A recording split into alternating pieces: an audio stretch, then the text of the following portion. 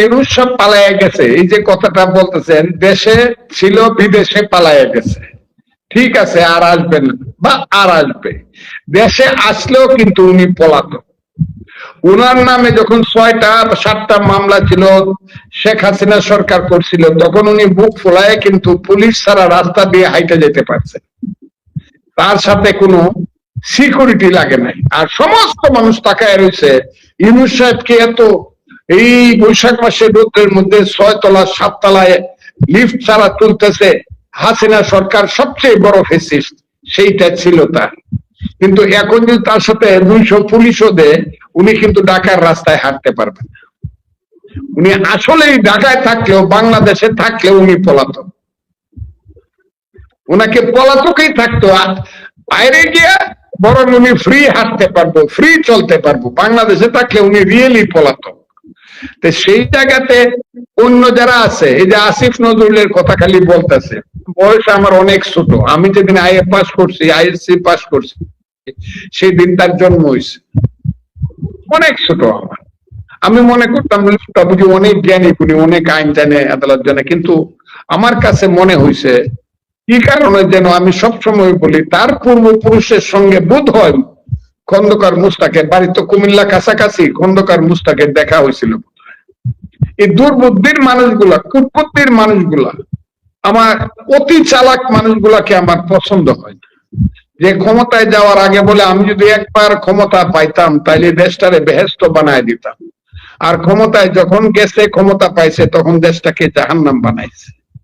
আমি আসিফ নজরুলদের সম্পর্কে, এই যে মহিলা, আমি ভদ্র মহিলাই বললাম, তারা আসলে ওইভাবে ধরলে পরে ভদ্রলোক পরিবারের সন্তান, যদিও তার বাবা দালাল ছিল, সেটা ঠিক আছে, কিন্তু এই মহিলা সম্পর্কে এখন আর আমি বলবো না। তারা বিপদে আছে। যেদিন তারা বাকবাকুম করত, যেদিন তারা, আমি বলতাম এই মহিলা সেন্ট মার্টিন দ্বীপ দিয়ে দিবে, যেদিন তারা বলতো আমরা কি এমনি ক্ষমতায় আসছি, যদি আপনারা পারতেন আমরা আসলাম কেন, এখন কোথায়, এখন কোথায় আপনি ভদ্র মহিলা, আপনি কোথায়? হ্যাঁ, একবার রাস্তা দিয়ে হাঁটেন তো দেখি, এখন আপনার সাথে কত কিছুর তুলনা হয় জানেন তো। কাজে আমি একটা ছেলে, আমি বলতাম যে জাসদ থেকে ইলেকশন করিয়া 2008 সনে 250 ভোট পাইছিল পার্লামেন্টে, সেও কিন্তু এখানে সবচেয়ে গুরুত্বপূর্ণ উপদেষ্টা ছিল। নামটা বললে আমি বলতে পারি, বলবো না। সবচেয়ে গুরুত্বপূর্ণ উপদেষ্টা ছিল সে। সে 8 সনে ইলেকশন করে জাসদের মশাল মার্কা লইয়া 260টা ভোট পাইছিল এমপি ইলেকশন। এদেরকে নিয়ে ওই তার সমস্ত এটা কি বলে, গ্রামীণ ব্যাংকের সমস্ত কর্মচারী কর্মকর্তাদেরকে, ভদ্র মহিলাদেরকে মন্ত্রী বানায়া স্বাস্থ্যের দায়িত্ব দিয়া এখন শত শত ছেলে অকালে চলে যাচ্ছে। আমার মৃত্যু তো কোনো দুঃখের না, আমি এই দেশে 78 বছর বাঁচছি, কিন্তু যে শিশুটা 2.5 বছর বয়সে মারা গেছে, সে তো 10টা ফজলুর রহমানের চেয়ে যোগ্য হতে পারত। এই অপরাধের দায়িত্ব কে নিবে, কে নিবে, কে দিবে জবাব? এই যে 500 ছেলে 700 শিশু মারা গেল, এখানে তো অনেকেই মহামানব হইতে পারত, এই জবাবটা কে দিবে? আমি তো জবাবটা চাই, এবং আমার সরকারের কাছে আমি বলবো দয়া করে এটা তদন্ত করেন, সঠিক সময়ে সঠিক কাজটি কেন শিশুদের জন্য করা হয় নাই। আর একটা কথা করতেছেন যে আমাদের সময়ে জেলখানায় নিতেছে, আমাদের সময় জেলখানা নিতেছে, অনেক মামলা হয়েছে আমাদের সময়, এই মামলাগুলো আমাদের সময় না, এই মামলাগুলো হয়েছে ইউনুস সাহেবের সময়ে। শেখ হাসিনা ওয়াদুল কাদেরের আসামি, দেখা গেল পটুয়াখালী একটা কেসে এখানে সুনামগঞ্জের 15 জনরে আবার আসামি করে দিছে তাদের সাথে। এইসব ভুয়া মামলা টিকবে না, এটা আগের সরকারও বলে গেছে, এখনো সরকারও বলে, কিন্তু আমার অনুরোধ হলো আমার সরকারের প্রতি, আমার ধারণা যে মামলাগুলা ভুয়া, এই মামলাগুলা বাদ দেওয়া উচিত, আর সঠিক মামলাগুলো নিয়ে দ্রুত তদন্তের মাধ্যমে এটা ট্রায়ালে নিয়ে আসা উচিত। এইভাবে বছরের পর বছর ভুয়া মামলা দিয়ে মানুষকে নির্যাতন করলে পরে এটা কিন্তু ওই যে আমি বারবার এই একটা কথা কই, every action must have its equal and opposite reaction. তবে এইটাও সত্য, বিএনপির কর্মীদের নামে কিন্তু লাখ লাখ কর্মীর নামেও কিন্তু হাজার হাজার ভুয়া মামলা করছে হাসিনা সরকার। এইটাও তারা ঠিক করে না, তারা মাপ চাও, তারা মাপ চায় না কেন? আওয়ামী লীগ একটি রাজনৈতিক দল, তার একটা ইতিহাস আছে, তার একটা আদর্শ আছে বা ছিল। আওয়ামী লীগের নেতৃত্ব চরমভাবে ফেল করছে, ভুল করছে। গত 15 বছরে আওয়ামী লীগের নেতৃত্ব এই দেশের গণতান্ত্রিক ব্যবস্থাকে ধ্বংস করেছিল। তারাও সেই অহংকারে, আত্মহমিকায় ভুগছিল যে তারা বুঝি শক্তি দিয়ে সবকিছুকে উতরিয়ে যেতে পারবে। কিন্তু সেই শক্তি একটা পর্যায়ে এসে, যেহেতু শক্তিটা ছিল অন্যায় অপরাধের শক্তি, নির্বাচন না দেওয়ার শক্তি, মানুষকে গণতন্ত্র থেকে বঞ্চিত করার শক্তি, মানুষের অধিকার থেকে বঞ্চিত করার শক্তি তারা প্রদর্শন করেছিল। এক সময় মানুষ ঘুরে দাঁড়িয়েছে। আপনি বলবেন 5ই আগস্টে কি মানুষ সঠিকভাবে ঘুরে দাঁড়িয়েছে? আমি বলবো হ্যাঁ, মানুষ সঠিকভাবেই বুঝে ঘুরে দাঁড়িয়েছিল গণতন্ত্রের আন্দোলন করার জন্য, যে হাসিনা সরকার চলে যাবে, ভোট হবে, ভোটে যারা নির্বাচিত হবে তারা এই দেশের দায়িত্ব পালন করবে, এবং হাসিনা সরকার এবং তার লোকজন হাইব্রিডরা যারা এই দেশের মানুষকে অত্যাচার অবিচার করছে, যদি প্রতিষ্ঠিত হয় এবং প্রমাণিত হয়, বিচার তাদের বিরুদ্ধে হবে। কিন্তু যে কাজটা হচ্ছে সেটা আমরা সবাই মনে করতে চাইলো, মানে অবুঝ মানুষেরা মনে করতে চাইলো আওয়ামী লীগ আর ফিরে আসবে না।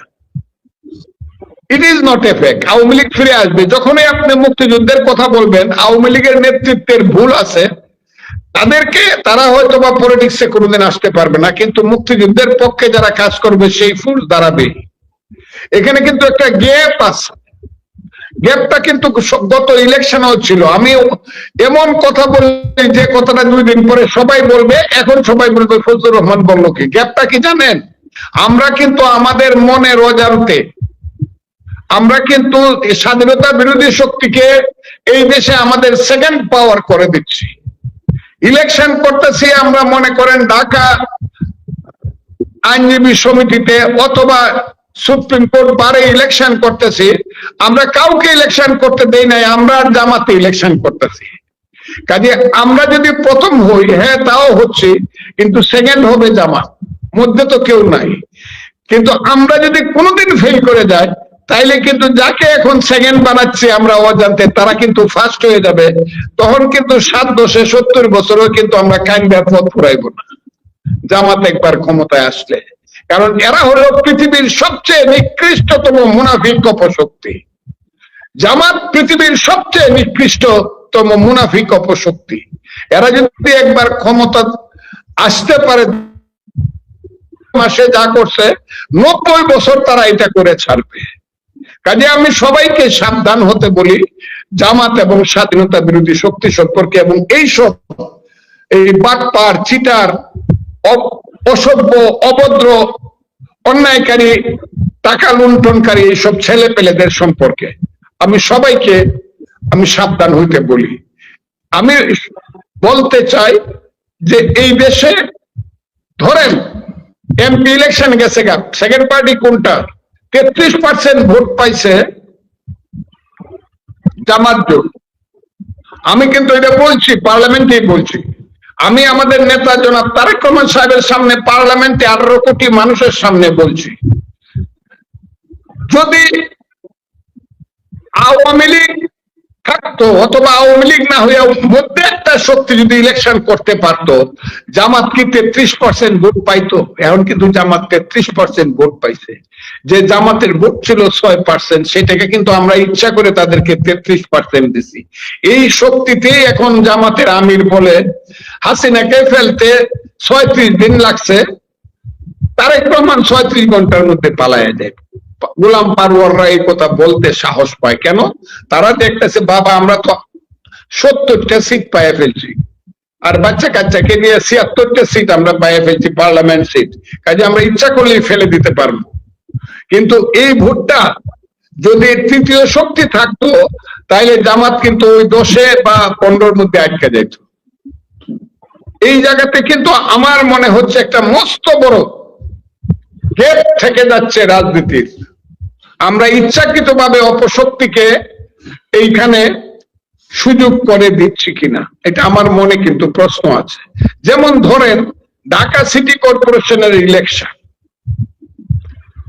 আমার দক্ষিণে মনে করেন একজন বিএনপির দাঁড়াইলো, এখন সালাম সাহেব আছে, হয়তো বা ইশাক আছে, দুইজনের যে কোনো একজন বিএনপি থেকে দাঁড়াইলো। আর এইসব ছেলে পেলেদের একজন কি কি নাম ডাকছে বিপি, এরপরে আরো কে কে দু একজন, ওই যে আসিফ বুয়া, এরা দাঁড়াইতে চায়। এরা কোন সাহসে দাঁড়ায়? একমাত্র সাহস হইল যে আমরা ফেল করলেও সেকেন্ড পার্টি হোক, কারণ মধ্যে তো আর কেউ নাই। কিন্তু এখানে যদি মধ্যে কোনো শক্তি ইলেকশন করতে পারে, তারা তৃতীয় নম্বরে যাইবো যে এদের জামানত বাঁচবে না। কিন্তু এদেরকে যদি সুযোগ দেওয়া হয়, মধ্যে কোনো শক্তি না থাকে, তাইলে এরা কিন্তু কন্টেস্ট করবে এবং বিপজ্জনক অবস্থায় বিভিন্ন মিউনিসিপ্যালিটি ইলেকশন আমাদেরকে করতে হবে এবং লোকাল ইলেকশন। কথাটা কি আপনার ধরেন উপজেলা ইলেকশনে একজন দাঁড়ালো বিএনপি আর একজন জামাত, তখন তো মানুষ দুই ভাগে ভোট দেব, আর তো মানুষের কোনো চয়েস নাই। এই যে মানুষকে আমরা চয়েস নাই অবস্থায় নিয়ে যাচ্ছি, এইটা কিন্তু আমাদের রাজনীতির একটা, আমার মনে হচ্ছে রাজনীতির কৌশলের পুরো ত্রুটি থেকে যাচ্ছে বলে আমি মনে করি। ফ্রি ছাড়েন, যারা ইলেকশন করেন, আওয়ামী লীগের যদি কেউ দুষ্ট লোক থাকে, যার নামে মামলা আছে তারা ধরে জেলখানায় নিয়ে যান, কিন্তু যার নামে মামলা সে দাঁড়াইতে চায় তাকে সুযোগ দেয়া দেন। লোকাল গভর্নমেন্টে যদি কেউ দাঁড়াইতে চায় দাঁড়াবে, তখন দেখবেন এই জামাতের অবস্থা কি দাঁড়ায়। কিন্তু এখন যদি আপনি তাকে সুযোগ দেন এককভাবে ইলেকশন করার বিএনপি আর জামাত, তাইলে কিন্তু এই যে ওই যে বাকবাকুম যে ডাকটা, এটা কিন্তু জামাতের থাকিয়া যাবে। কারণ তারা মনে করবে আচ্ছা বিএনপি পাস করলো, আমি তো সেকেন্ড পার্টি। এ হলো অবস্থাটা। এই জায়গাটা আমাদের গ্যাপ থেকে যাচ্ছে। কাউকে আপনি নিষিদ্ধ করে, এখন তো বুঝতেছেন নিষিদ্ধ করে খুব বেশি দিন রাখা যাবে না, কারণ নিষিদ্ধটা সারা পৃথিবী চায় না। আমেরিকা চায় না, ইন্ডিয়া চায় না, কেউই চায় না পৃথিবীর যে একটা দল নিষিদ্ধ থাক। দল নিষেধ, মুসলিম লীগকে তো নিষিদ্ধ করতে হয় নাই। মুসলিম লীগের স্বাধীনতার পরে 69 সনে মুসলিম লীগ ইলেকশন করছে, সেখানে সবুর খান সহ কয়েকটা সিট পাইছিল। কিন্তু এখন যদি মুসলিম লীগ এসে জনগণকে আব্বাজান ডাকে, হারিকেন মার্কায় কিন্তু কেউ ভোট দেবে না। ভোটের মাধ্যমে আওয়ামী লীগকে নিঃশেষ করে দেন যে তারা এই করছে, কিন্তু আপনি যদি তাকে যদি নিষেধের মাধ্যমে তাকে রাজনীতি করতে না দেন আইনের মাধ্যমে, তাইলে কিন্তু তার প্রতি মানুষের আকর্ষণ বাড়বে, যেমন নিষিদ্ধ জিনিসের প্রতি মানুষের আকর্ষণটা বেশি থাকে। এইটা আমাদের প্রথম থেকে মুসলমানদের বেলায় শুরু হয়েছে। আদমকে বলছিল যে তুমি যেখানেই যাও, আল্লাহ বলছিল তুমি ওই কর্ণে যাও না, ওই চতুষ্কোণের দিকে তুমি যাও না। কিন্তু এটার প্রতি অ্যাট্রাকশন হলো তার স্ত্রী। আমাদের প্রথম উনি তার স্বামীকে বুঝাতে লাগলেন ওখানে কি আছে দেখুন লাগতো, ওইটা দেখতে গিয়েই কিন্তু বিপদে পড়বে। কাজে আপনি যাকে বন্ধ করে রাখবেন তার প্রতি কিন্তু মানুষের আকর্ষণ থাকবে। 10 বছর 15 বছর পরে যে ছেলেটির বয়স এখন 5 বছর, তার বয়স কিন্তু 20 বছর হবে। 5 বছরের ছেলেটি কিন্তু জানলো না আওয়ামী লীগকে নিষিদ্ধ করা হয়েছে, কিন্তু আরো 15 বছর পরে তার যখন 20 বছর বয়স হবে বা 18 বছর বয়স হবে, ভোট দেওয়ার মতো বয়স, তখন সে জানতে চাবে একটা দল যে নিষিদ্ধ, এই দলটারে নিষিদ্ধ করছিল কেন। এই অ্যাট্রাকশনটা কিন্তু আসবে, নিষিদ্ধ জিনিসের প্রতি মানুষের অ্যাট্রাকশন বেশি আসে। এবং ওই জায়গাতে না, আমরা ওই জায়গাতে আমরা সবাই মিলেও যারা মনে করতেছি যে আবার আমরা সবাই মিলে যাবো বা আমরা কালুরা বা ওই যে জামাতরা মিলে যাবো আবার আওয়ামী লীগকে ঠেকানোর জন্য, সবসময় এটা হয় না। কারণ জামাতের যে গোবরের রূপ, এরা যে মানুষ না। এখন যদি একজন আইসা বলে যে তোমার 10 কেজি দুধ আছে আর আমার কাছে 250 গ্রাম গোবর আছে, কথাটা আমি সবসময় বলি চলো মিলেমিশে খাই, দুধের মাঝে একটু গোবর মিশাও, আমরা সবাই মিলিয়ে খাই, খাবেন? জামাতের চরিত্রটা কিন্তু প্রকাশিত। এখন আমাদের নেতারা চেষ্টা করলেও কিন্তু আর জামাতের সাথে সবটা মিলাইতে পারবো না কিন্তু বিএনপিকে, এটা মনে রাখেন। জায়গাটা কিন্তু যেমন শামসুজ্জামান দুদু সাহেবের মতো লোক টেবিল ছাপড়ায় বলছে, এই রাজাকারের বাচ্চারা একাত্তর শুনলেই জ্বলে। আপনি দেখছেন বোধহয় ঘটনাটা। এই কথাটা আমি বলার কারণে আমি কিন্তু এমন ভাবে বলি নাই। আপনার তো আমরা তো রাত সাক্ষী, আপনার সেই যুদ্ধের রাত সাক্ষী, আমরা সেটা প্রত্যক্ষদর্শী। তো আমার বাসায় যেদিন আমাকে সাসপেন্ড করা হয় সেই মুহূর্তে তুমি বৈশা ছিল আমার বাসায়। তুমি আমাকে খবর দিলা যে আপনাকে 3 মাসের জন্য সাসপেন্ড করছে, তুমি খবরটা দিলা আমাকে। আমি খুব অবাক হয়েছিলাম, খুব অবাক হয়েছিলাম। কিন্তু আজকে যে কথার জন্য আমাকে সাসপেন্ড করা হয়েছিল ওইটা এখন সামান্য কথা, 2 এ 2 4, 2 দুগুণে 4, এটা এখন সামান্য কথা হয়ে গেছে। এখন এর চেয়ে বহু বেশি কথা বিএনপির যারা আজকের প্রজন্ম বা আগের প্রজন্ম মুক্তিযুদ্ধ ছিল তারা কয়। এখন মন্ত্রিসভার সদস্যরা পার্লামেন্টে দাঁড়ায় কয়, এই এরপরের বাংলাদেশ আমি কইলাম না, আমি খালি এবং এই দেশে একটা রাজনৈতিক যুদ্ধ হবে। সেই যুদ্ধটা যদি জামাত যদি বুদ্ধিমান হয়, সেই যুদ্ধটাকে ভিন্ন খাতে প্রবাহিত করবে না। কারণ আমি জানি তাদের কাছে অস্ত্র আছে, তাদের কাছে অর্থ আছে, তাদের ছেলেরা সমস্ত থানাগুলা লুট করছে। তারা মনে করবে যে সশস্ত্র ভাবে আমাদেরকে বা মানুষকে মোকাবেলা করবে, বুদ্ধিমান হলে এটা তারা করবে না। তাহলে কিন্তু এদেশে যুদ্ধটা কিন্তু কঠিন যুদ্ধ হবে এবং তারা ধ্বংস হয়ে যাবে। ওই যে আমি বলছি, বাংলায় শুধু কোকিল, এদেশের জঙ্গলে শুধু কোকিল ডাকে না, এদেশের জঙ্গলে রয়্যাল বেঙ্গল টাইগারও ডাকে। যতদিন রয়্যাল বেঙ্গল টাইগার থাকবে মুক্তিযুদ্ধ জিতবে, রাজাকার হারবে। এইটা যদি জামাতরা মনে রাখে তাহলে তারা এই দেশে বাচ্চা টেচা থাকতে পারবো। আর যদি স্বপ্ন দেখে এই দেশে তারা রাজত্ব করব, তাহলে তারা ভুল করতেছে। দ্যাট উইল নট বি আল্লাহর রহমতে, and that will never be. জামাতের মতো একটা সাম্প্রদায়িক রাজনৈতিক দল, একটা মুনাফেক রাজনৈতিক দল এই দেশে কোনোদিন রাষ্ট্র ক্ষমতা পাবে না, আল্লাহর রহমত। জি, আমি আর 2টা ছোট প্রসঙ্গ দিয়ে দর্শকেরও প্রশ্ন আছে, শেষ করবো আজকের অনুষ্ঠান। একটা হলো যে আপনি সরকারি দলে আছেন, তো আমরা জানি যে ডক্টর ইউনূসের ইমেজ পাবলিকের কাছে এমন জায়গায় দাঁড়িয়েছে, তিনি ফ্রান্স গেছেন, হয়তো নর্মাল ট্যুরে গেছেন, হয়তো আবার ফিরেও আসবেন, কিন্তু মানুষের মধ্যে ধারণা যে ডক্টর ইউনূস ভেগে গেছে, পালিয়ে গেছে, এটা মানুষের ধারণা আর কি, তার ইমেজটা এমন জায়গায় গেছে। তো আমাদের দর্শকরা প্রশ্ন করছেন যে আপনি সরকারি দলে আছেন, ইউনূসের উপদেষ্টাদের বিদেশ যাত্রার ব্যাপারে নিষেধাজ্ঞা থেকে হাইকোর্টের রিটও আছে একটা, তো কেন আপনার সরকার ওই যে তাদের অপকর্মগুলো এগুলো তদন্ত করছে না, তাদেরকে কেন নির্দ্বিধায় বিদেশ যাত্রা করতে দিচ্ছে? এইটা একটা প্রশ্ন। আরেকটা হচ্ছে যে আপনি মুক্তিযুদ্ধে জয় বাংলা স্লোগান দিয়েছেন, জয় বাংলা আওয়ামী লীগের স্লোগান না, কিন্তু আপনাদের সরকারের সময় দেখা যাচ্ছে জয় বাংলা স্লোগান দেওয়ার কারণে বা 7ই মার্চের ভাষণ বাজানোর কারণে মানুষজনকে জেলে যেতে হচ্ছে। ইভেন শাহবাগ থানার ওসি বলেছিল 7ই মার্চের ভাষণ নিষিদ্ধ। এই বিষয়ে আপনার মত কি জানতে চাই, বা আপনার ওপিনিয়নটা জানতে চাই। আমার কথা হলো